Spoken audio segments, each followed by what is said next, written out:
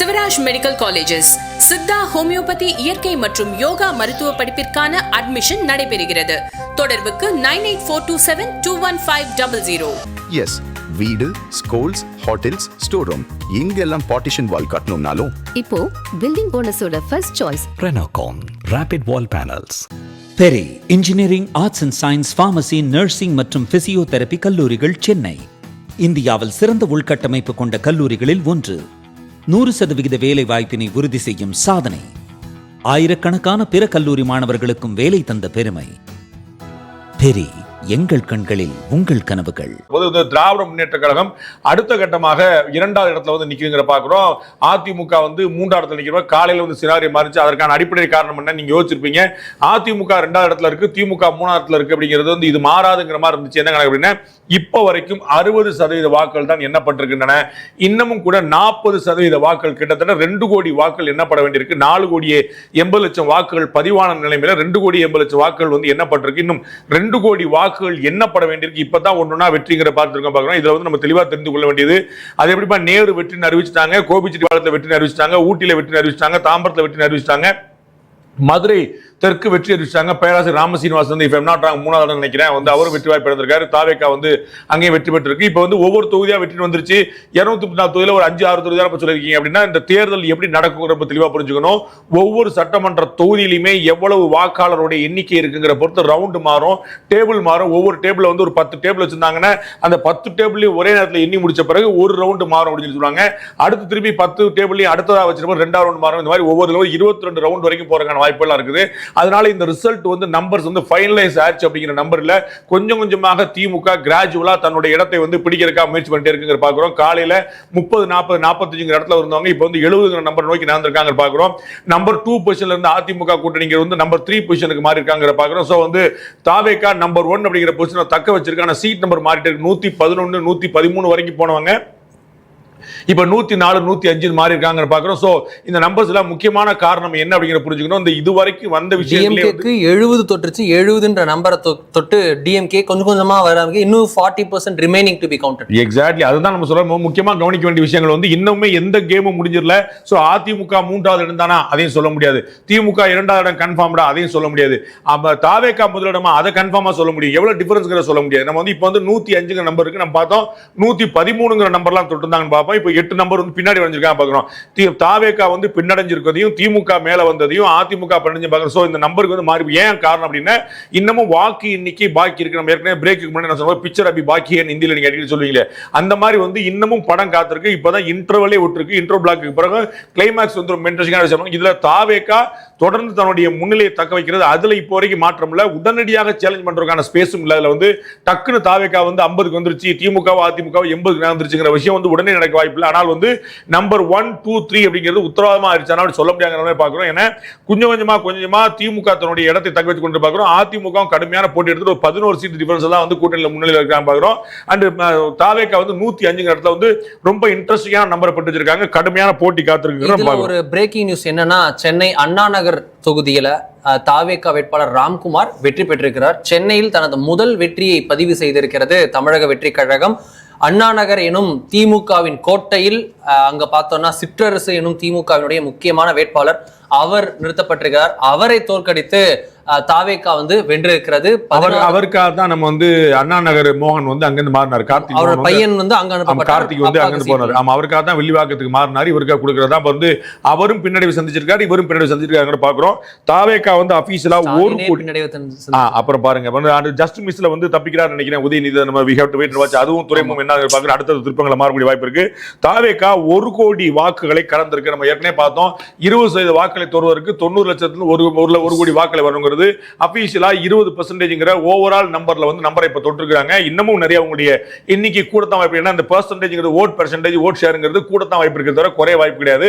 1 crore அப்படிங்கிற bench மார்க்கை தமிழ்நாட்டில் இன்னைக்கு இருக்கக்கூடிய கட்சியில முதல் கட்சியாக கிராஸ் செய்திருக்கிறது, தாண்டி இருக்கிறது தாவேகா. இதன் மூலமாக மினிமம் கேரண்டியா 20% வாக்குகளை இப்போதே பெற்றுவிட்டன்னு பார்க்கிறோம். இனிமே அந்த நம்பர் கூடுறதுக்கான வாய்ப்புகள் இருக்குது, குறைவதற்கான வாய்ப்புகள் இல்லைங்க நம்ம பார்க்கலாம். இங்க திருவாரூர் பூண்டி கலைவாணல வந்து இன்னமும் வந்து வின் பண்றதுக்கான வாய்ப்புகள் இருக்காங்க பார்க்கணும். அங்க வந்து ஒரு முன்னிலை பெறுகிறார் பார்க்கணும். ரொம்ப ஸ்ட்ராங்கான வச்சிருந்தாரு. ஏற்கனவே திருவாரூர்லாம் வந்து அவருடைய கோட்டை அப்படிங்கிற பார்க்கணும், திமுகவுடைய கோட்டைன்னு பார்க்குறோம். அந்த இடத்துல வந்து திமுக வந்து வெற்றி பெறுவதற்கான வாய்ப்பு இருக்கா பார்க்கணும். தாம்பரத்தில் தாவேக வேட்பாளர் சரத்குமார் வெற்றி, கில்லி சரத்குமார், மதுரை தெற்கு தொகுதியில் தாவேக வேட்பாளர் கோபிசன் வெற்றி.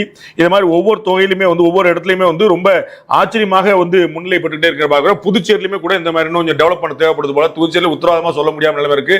15-16 நம்பரை வந்து தாண்ட முடியாம 12-13 இடிச்சிட்டு இருக்கிற பார்க்கணும். ஸோ வந்து இன்னைக்கு ஒரு கிளியரா வந்து ஒரு 18 தொகுதிகளுக்கு வரைக்கும் தான் வந்து கிளியரா கிடைச்சிருக்கு. இன்னும் வந்து சின்ன தொகுதியா இருந்தாலும் ரொம்ப காம்ப்ளிகேட்டடான தொகுதியா இருக்கிறனால முன்னிலையை உத்தரவாதமா ஃபிக்ஸ் பண்ண முடியாத நிலைமை இருக்கக்கூடிய பார்க்கிறோம். அங்கேயுமே கூட என்டிஏ வந்து அட்வான்டேஜ் எடுத்தாலும் இன்னும் ஒரு கிளியர் பிக்சர் கிடைக்கல. சுயேட்சைகள் தான் இருக்காங்க. தாவேகா 2 எடுத்திருக்கிறது. சோ சுயேட்சைகள் தாவேகா எடுத்து என்ஆர் காங்கிரஸ் ஆட்சி அமைக்கிறதான்ற கேள்வி வந்து ஒரு பக்கம் வந்திருக்கு. ஆனா ஒரு கிளியர் பிக்சர் கேரளம், அஸ்ஸாம், அப்புறம் மேற்கு வங்கத்துல பாத்துருக்கோம் சார். இந்த வெற்றியில இந்த 5 மாநில தேர்தல் இப்பதான் நம்ம சரளா அவர்களிடம் நான் சொல்லிட்டு இருந்தேன்.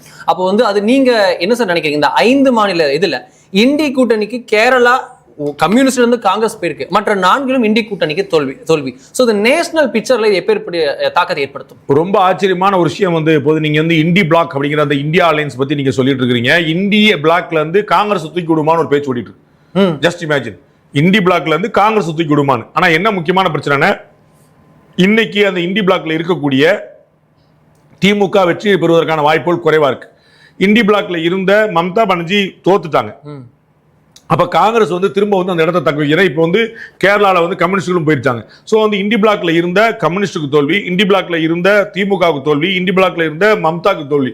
அப்ப இண்டி பிளாக்ல இன்னைக்கு வெற்றி பெற்றக்கூடிய ஒரே ஆளா வந்து பாத்தீங்கன்னா காங்கிரஸ் மட்டும் தான் இருக்கு. ஸோ அவங்க வந்து இந்த 3வதுக்கு அல்லது திமுக அல்லது என்டிஏக்கான ஆல்டர்னேட்டிவ்க்கு வந்து வேற யாருமே இல்லைங்கிற இடத்துல அவர்கள் தங்களுடைய இடத்தை தக்க வைக்கிறான ஒரு ஸ்பேஸை நம்ம வந்து பாக்குறோம். அப்ப வந்து காங்கிரஸ் கட்சி தேசிய கட்சியாக இருக்கக்கூடிய இடத்துல ஒரு மிகப்பெரிய கேப்புக்கு பிறகு ஒரு மாநிலத்தில் வெற்றி பெற்றிருக்கிறாங்க, ஆட்சி பிடிச்சிருக்காங்க, கம்ஃபர்டபுள் மெஜாரிட்டி ஒரு ஆட்சி வரப்படாங்க போது அவர்களுக்கான உற்சாகமான விஷயம் தான். சோ இண்டி பிளாக்ங்கிறது ஒரு அப்படியே ஒரு கிரே ஏரியால தொடரும். தமிழ்நாட்டிலேயே பாத்தீங்கன்னா இப்ப நம்ம விஜய் கூட போயிடுறதா திமுக தொடரதா நம்ம ஏற்கனவே 7 சென்ஸ்ல நிறைய பேசுற மாதிரி கடுமையான டிபேட் வந்து காத்துட்டு இருக்கு. அதுல எந்த குழப்பம் இல்ல. ஒரு பெரிய ஒரு டிஸ்கஷனுக்கு டிபேட்டுக்கு பிறகு ஒரு முடிவுக்கு வர முடியும். அவங்களுடைய அரசியல் எதிர்காலம் என்ன அப்படிங்கிறது. ஏன்னா காங்கிரஸ் கட்சி பெருந்தொழில் சந்திருக்கிறது. 2 கம்யூனிஸ்ட் கட்சி ஆளுக்கு 2 சீட் தான் வாங்கியிருக்காங்க. விடுதலை சிறுத்தைகள் கட்சியுமே வந்து ஒரு சீட்டோ 2 சீட் அப்படிங்கிற குழப்பத்தில் இருக்காங்க. 8 சீட் வாங்கியிருந்தாங்க. சோ கடந்த முறை பெற்ற தொகுதியை பெற முடியுமாங்கிற அளவுக்கு பேருக்கு பாஜகவும் கிட்டத்தட்ட அதே நிலைமை தான் இருக்கு. எல்லா கூட்டணி கட்சியும் பாமக ஒண்ணு தவிர கடந்த முறை பெற்றவரை கூட பெறுவதற்கு யாருக்காவது வாய்ப்பு இருக்கா அப்படின்னு தெரியல. அப்படிங்கும்போது அவர் எல்லாருமே தங்களுடைய அரசியல் எதிர்காலத்தை தீவிரமா யோசிக்க இண்டி பிளாக்ல காங்கிரஸ் கட்சிக்கான இடம் இன்னமும் தக்க வைக்கப்பட்டிருக்குன்னு பாக்குறோம். காங்கிரஸ் கட்சி இன்னமும் வந்து சேஃபா வந்து செயல் பண்றதுக்கான ஒரு ஸ்பேஸ் இருக்குன்னு பாக்குறோம். சோ அவங்க தேசிய கட்சி இப்படி அடிப்படையில் இந்தியாவில் வந்து 2வது பெரிய கட்சி இப்படி அடிப்படையில் அவங்க தங்களுடைய ஸ்பேஸை தக்க வைப்பாங்கன்னு புரிஞ்சுக்கலாம். எஸ் சார், இதுல வந்து ரொம்ப முக்கியமான விஷயம் என்ன அப்படின்னா, இந்த கில்லி இந்த இதுல வந்து கூட்டணி கட்சிகளுடைய அவங்களுடைய ரோல் இதுல என்னவா இருக்கும்னு காங்கிரஸ் பார்த்தோன்னா ஒரு 5 சீட்ல லீடிங்ல இருக்காங்க. அதுல ஒரு சீட்டு பார்த்தோம் அப்படின்னா தாவேகாவை கிள்ளியூர்ல பின்னுக்கு தள்ளி இல்ல அவங்க பின்னடைஞ்சு அப்படின்னு தாவேகா காங்கிரஸ் தான் போட்டியே இருக்கு. சோ அந்த 5ன்றது 4 ஆனாலும் காங்கிரஸ் தாவேகா கூட்டணி அமைத்தால் அதுல 1 வந்து டவுட் தான். சோ இதுல அவங்க 2 பேரும் ஷேர் பண்ணிக்கலாம். சோ காங்கிரஸ் தாவேகாவுடன் சேர்ந்தால் மட்டும் போதுமா அப்படின்ற கேள்வி இருக்குல்ல. நம்ம வந்து யாரோட சேரணுங்கிறத இப்போ நம்ம அவசரப்பட்டு முடிவெடுக்க முடியாது. நம்ம முடிவெடுக்கிற இடத்துலயும் இல்லை. என்ன காரணம்னா திமுக கொஞ்சம் கொஞ்சமா தன்னுடைய நம்பரை கூட்டிட்டே வருதுங்கிற பாக்குறோம். இப்போ வந்து 71 நம்பர்ல நிக்கிறாங்க, 59 நம்பர்ல வந்து இவங்க நிக்கிறாங்க. ஒரு 11-12 சீட் டிஃபரன்ஸ் வந்து ஏடிஎம்கே பிஜேபி நிக்கிற பாக்குறோம். தாவேகா 105 104 இடத்துக்கு வந்து நிக்கிறாங்க பாக்குறோம். சோ எவ்வளவு சீட் 118 சீட் வந்து கேரண்டியா தேவைப்படும். அப்ப இப்ப தேதிக்கே 14 சீட் அவங்களுக்கு தேவைப்படும். சோ காங்கிரஸ் கட்சி வந்தாலும் 10 நிலைமையில இருக்காங்க. அதனால ஏற்கனவே நம்ம பலமுறை சொல்லிருக்கோம், ஞாபகம் உங்களுக்கு 2024 வந்து பாஜக ஆட்சிக்கு வந்த போது எப்படி அவங்க வந்து ஆந்திரா மட்டும் சப்போர்ட் இருந்தாலே போதுமானது. ஆனா பீகார் சப்போர்ட் எடுத்தாங்க. பீகார் சப்போர்ட் மட்டுமே போதுமானது. ஆனா ஆந்திரா சப்போர்ட் எடுத்தாங்க. சப்போஸ் ஒருத்தர் போனா கூட இன்னொருத்தர் வேணுங்கிற. சோ நீங்க 118 நம்பர் நீங்க வச்சு பண்ண முடியாது. அட்லீஸ்ட் நீங்க 125 130 வரைக்கும் நம்பர் நீங்க சேஃப் ஜோன் பண்ணா தான் மட்டும் தான் அதுல இருந்து அவர்களால் சர்வே பண்ண முடியும் பார்க்கணும். சோ காங்கிரஸ் தாவேகா வந்து ஒரு கம்ஃபர்டபுளான ஆட்சி அமைக்கணும். ஏன்னா பாத்தீங்கன்னா உங்களுக்கு தெரியும் எம்எல்ஏக்கள் எல்லாமே ஃபர்ஸ்ட் டைம் நீங்க வந்து அநேகமா 1-2 பேரை தவிர மத்த எல்லாருமே முதல் முறை எம்எல்ஏக்கள் வந்து நிக்கிறாங்க, இன்க்ளூடிங் விஜய். சோ வந்து அதுல விஜய் வந்து 2 தொகுதியில் ஜெயிச்சாருன்னா ஒரு தொகுதியில் இடைத்தேர்தல் நீங்க வந்து அமைச்சரவையில ஒரு முக்கிய ரோல திரு செங்கோட்டையன் பண்ணுவாருன்னு சொன்னப்போ அப்ப சபாநாயகர் யாரு அப்படின்னு யோசிக்கணும். இல்ல நான் நினைக்கிறது வந்து நம்ம ஒருவேளை தாவேகா வென்று ஆட்சி அமைக்குமானால் சபாநாயகரா அவரை வந்து போட மாட்டாங்கன்னு நினைக்கிறேன். ஏன்னா அவருக்கு வந்து அந்த கெபாசிட்டியோட மினிஸ்ட்ரியல் கெபாசிட்டி கேபினெட்ல டிசிஷன்ஸ் அதிகம். சபை நடத்துறது உங்களுக்கு யாருன்னா நடத்தினா அது ஒன்றும் பிரச்சனை இல்லை. நம்ம வந்து அது வந்து ஒரு ஹேண்டில் பண்ணிக்கலாம். அது விதிமுறைகள் படி நம்ம கொண்டு போற விஷயம். அது பெரிய சேலஞ்சஸ் இல்ல. சின்ன மைட் அவருடைய கெபாசிட்டி அண்ட் அவருடைய அண்டர்ஸ்டாண்டிங் அவருடைய ஆர்வம் இருக்குல்ல, இதெல்லாம் பார்க்கும்போது அமைச்சரா இருக்கதான் விரும்புவார்னு நினைக்கிறேன். அவர்கிட்ட அந்த கருத்து கேட்கப்படுமானால் அவர் அமைச்சர் அமைச்சராக இருக்கத்தான் விரும்புவார் நினைக்கிறேன். சபாநாயகரை பொறுத்தவரைக்கும் ஒன்றும் பிரச்சனை. உங்களுக்கு நினைவு இருக்கும், எம்ஜிஆர் முதல்வர் ஆட்சிக்கு வந்த போது 77ல துணை சபாநாயகராக ரொம்ப சின்ன வயசு 27 வயசோ 29 வயசு தான் இருந்துச்சு திருநாவுக்கரசருக்கு. சோ லா காலேஜ் ஸ்டூடெண்ட் அப்பதான் முடிச்சு வந்து 27 25 வயசு அப்பதான் கல்யாணமே நாள் அவர் துணை சபாநாயகராகி தான் கல்யாணமே ஆச்சு அவருக்கு.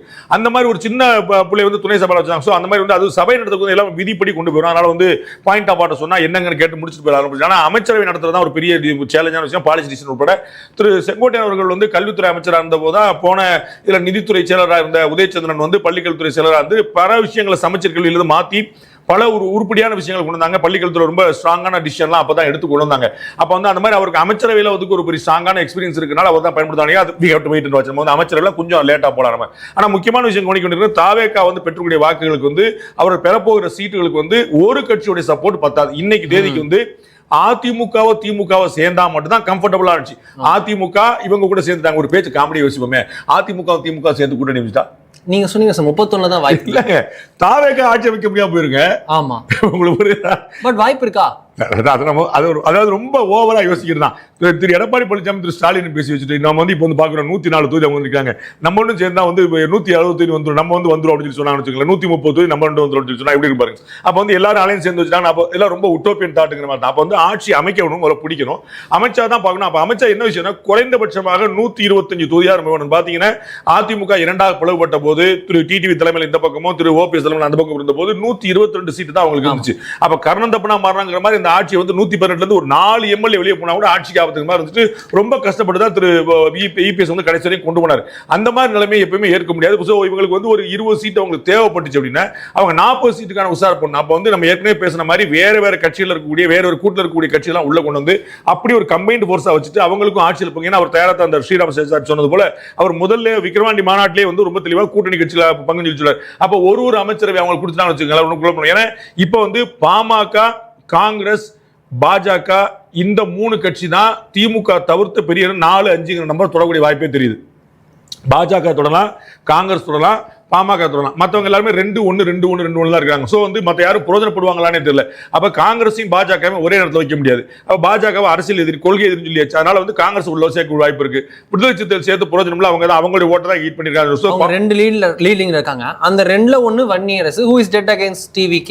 இல்ல தலைமை ஒரு முடிவு எடுக்கும் போது நீங்க அது வந்து சொல்ல முடியாதுன்னு வச்சுக்கோங்களேன், வேற மாதிரி. பட் அதுக்கான நீட் இருக்கான்னு பாத்தீங்கன்னா 2 சீட் நீங்க கூட வச்சு நீங்க ஒன்னும் ஆக போறதில்ல. அந்த மாதிரி ஒரு பெரிய ஒரு லாக்ல வந்து நிக்கிறதுனால அங்க வந்து வேற விதமான வந்து காங்கிரஸ் சேர்த்துட்டு பாமகவை சேர்த்துட்டு வேற ஒரு ஏதாவது யோசிக்கலாம். நம்ம வந்து எப்படி வருங்க, அந்த காம்போ எப்படி வருங்க. 2 கம்யூனிஸ்ட் இருக்காங்க, அவங்க எல்லாம் சேர்றதுக்கான ஒரு புதிய மக்கள் நல கூட்டணி மாதிரி 2 கம்யூனிஸ்ட் 2 சீட் வச்சிருக்காங்க. அவங்க வந்து 4 சீட் கொடுத்தாங்கன்னு வச்சுக்கோங்க. மதிமுக உதயசூரியன் அவங்க வெளியே வர முடியாது, அவங்க லாக் ஆயிருக்காங்க. இது மாதிரி வந்து லாக் ஆயிருக்கக்கூடியவங்களை வெளியே வர முடியாது. பட் வந்து சொந்த சின்னத்தில் போட்டிட்டு வந்தவங்க 2 கம்யூனிஸ்ட் கட்சி ஆளுக்கு 2 4 ஆயிப்போச்சு. பாமக ஒரு 4 வச்சுங்க, காங்கிரஸ் ஒரு 4 வச்சுன்னு பார்த்தா அந்த கரெக்டா 118 அப்படிங்கிற நம்பரை தொட முடியும். ஸோ அந்த இடத்துல எவ்வளவு கொண்டு இருக்காங்கன்னு பாத்தீங்கன்னா அதுல வந்து தெளிவான ஒரு நம்ம வந்து 118 நம்பரை எப்படி தொட முடியும், தொடர்றதுக்கு யாருடைய தயவு தேவைங்கிறத நம்மளால கொஞ்ச நேரம் அட்லீஸ்ட் ஒரு 1 hour கழிச்சு தான் உத்தரவாதமா சொல்ல முடியும்.